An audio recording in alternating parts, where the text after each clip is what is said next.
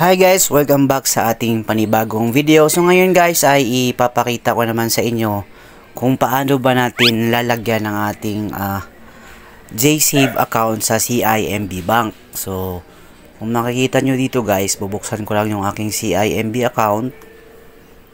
So ito yung pinaka CIMB dashboard natin guys. Kung makikita nyo dito, meron akong 34 dyan na balance. And then dito guys, i-click nyo tong account.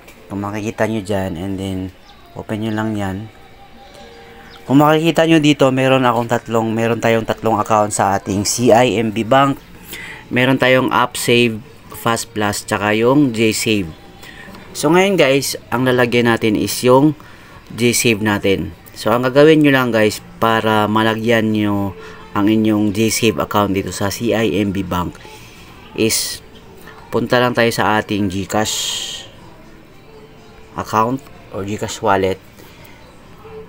And then kung makikita nyo guys, ito yung GCash wallet natin.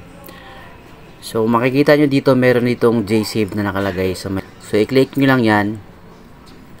So connected pala to sa CIMB Bank.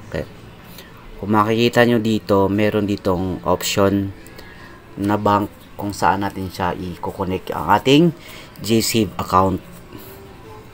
So wait lang natin, naglo-loading pa. And ito guys yung mga partner bank niya. So apat yan sila. And then i-click na natin tong CIMB JSave. So i-click natin to. And kung makikita nyo dyan is 0 yung balance siya. And then try natin mag-deposit ng 100.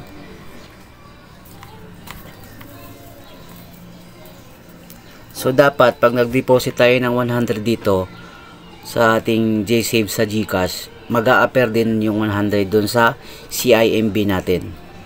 So next lang natin. Confirm. And then successful na. And nabawas na siya sa balance. And then babalik tayo sa ating CIMB account. And then dashboard. And then refresh lang natin. Kung makikita nyo guys, nag 134 na siya. And then account ulit. And then i-view lang natin.